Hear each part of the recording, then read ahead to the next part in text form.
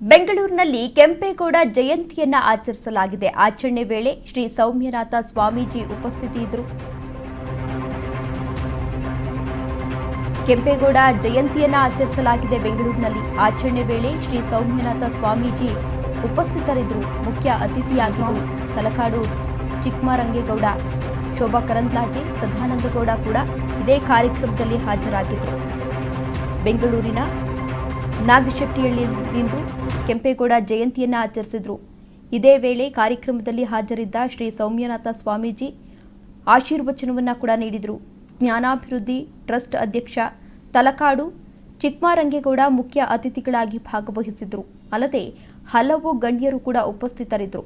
ಇನ್ನು ಸಮಾರಂಭದಲ್ಲಿ ಕೇಂದ್ರ ಸಚಿವೆ ಶೋಭಾ ಕರಂದ್ಲಾಜೆ ಹಾಜರಿದ್ದರು. ಕೇಂದ್ರದ ಮಾಜಿ ಸಚಿವ ಸದಾನಂದಗೌಡ ಕೂಡ ಉಪಸ್ಥಿತರಿದ್ದರು. ಅಲ್ಲದೆ ಮಾಜಿ ಡಿಸಿಎಂ ಅಶ್ವಥ್ ನಾರಾಯಣ್ ಕೂಡ ಇದೇ ಕಾರ್ಯಕ್ರಮದಲ್ಲಿ ಭಾಗಿಯಾಗಿದ್ದರು.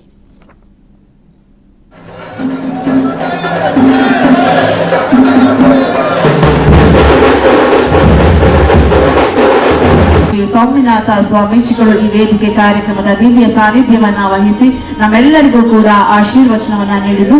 ಅವರಿಗೆ ಈ ವೇದಿಕೆ ಪರವಾಗಿ ಇಲ್ಲಿನ ಸುತ್ತಮುತ್ತಲ ಪ್ರದೇಶಗಳ ಹಳ್ಳಿಯ ನಾಗರಿಕ ಬಂಧು ಮಿತ್ರರ ಪರವಾಗಿ ಭಕ್ತಿಯ ಸಮರ್ಪಣೆ ಇದೀಗ.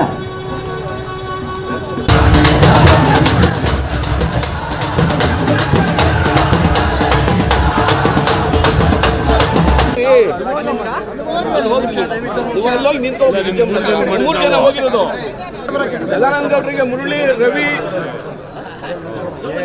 ರವಿಕುಮಾರ್, ಅಜಯ್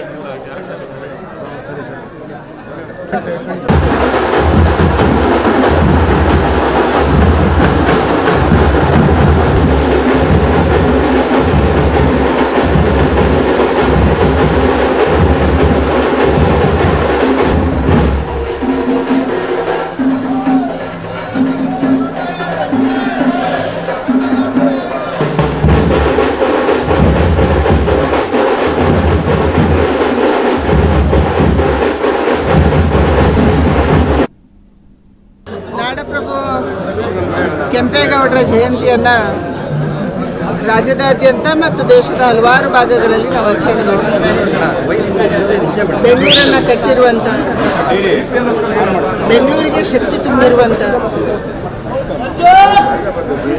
ವೈರಿಗಳಿಗೆ ವೈರಿಯಾಗಿ ಅವತ್ತು ಹೋರಾಟ ಮಾಡಿದಂಥ ನಮ್ಮ ಕೆಂಪೇಗೌಡರು ಇವತ್ತು ಸ್ಮರಣೀಯರು. ಬೆಂಗಳೂರು ಇವತ್ತು ಇಷ್ಟೊಂದು ದೊಡ್ಡ ಪ್ರಮಾಣದ ಅಭಿವೃದ್ಧಿಯಾಗಿದೆ. ಸುತ್ತಮುತ್ತಲಿನ ಊರಲ್ಲಿ ಕೆರೆಕಟ್ಟೆಗಳು ಇದ್ದಾವೆ ಅಂತಂದರೆ ಅದಕ್ಕೆ ಕೆಂಪೇಗೌಡರು ಕಾರಣ. ನಾಡಪ್ರಭು ಕೆಂಪೇಗೌಡರು ಪ್ರಾಯಶಃ ಆಧುನಿಕ ಜಗತ್ತಿಗೆ ಒಂದು ಅರ್ಥಪೂರ್ಣ ವಿಚಾರಗಳನ್ನು ಸುಮಾರು 500 ವರ್ಷಗಳ ಹಿಂದೆ ಕೊಟ್ಟರು. ನಗರ ಹೇಗಿರಬೇಕು, ಜನಗಳ ಸಮಸ್ಯೆ ಪರಿಹಾರಕ್ಕೆ ವ್ಯವಸ್ಥೆಗಳು ಹೇಗಿರಬೇಕು, ಪರಿಸರ ಹೇಗಿರಬೇಕು ಮತ್ತು ನಾಡು ನುಡಿಯ ಬಗ್ಗೆ ನಮ್ಮ ಅಭಿಮಾನಗಳು ಹೇಗಿರಬೇಕು ಅಂತ ತೋರಿಸ್ಕೊಟ್ಟಂಥ ಅತ್ಯಂತ ಧೀಮಂತರಾಗಿ ಕೆಂಪೇಗೌಡರು. ಪ್ರಾಯಶಃ ಅವರನ್ನು ನೆನೆಸೋದು ಅಂತ ಹೇಳಿದರೆ ಅವರ ಕೆಲಸಗಳನ್ನು ನಾವೆಲ್ಲ ಅರ್ಥೈಸಿಕೊಂಡು ಅದನ್ನು ಮುಂದಕ್ಕೆ ತಗೊಂಡು ಹೋಗುವಂಥ ಕೆಲಸವನ್ನು ಮಾಡುವಂಥ ಆ ಒಂದು ವ್ಯವಸ್ಥೆಗೆ ಬೇಕಾಗಿ ಈ ಆಚರಣೆಗಳನ್ನು ಮಾಡ್ತಾ ಇದ್ದೇವೆ. ನಾಡಪ್ರಭು ಕೆಂಪೇಗೌಡರ ಜಯಂತಿಯನ್ನು ರಾಜ್ಯದಾದ್ಯಂತ ಮತ್ತು ದೇಶದ ಹಲವಾರು ಭಾಗಗಳಲ್ಲಿ ನಾವು ಆಚರಣೆ ಮಾಡ್ತೀವಿ. ಬೆಂಗಳೂರನ್ನು ಕಟ್ಟಿರುವಂಥ, ಬೆಂಗಳೂರಿಗೆ ಶಕ್ತಿ ತುಂಬಿರುವಂಥ, ವೈರಿಗಳಿಗೆ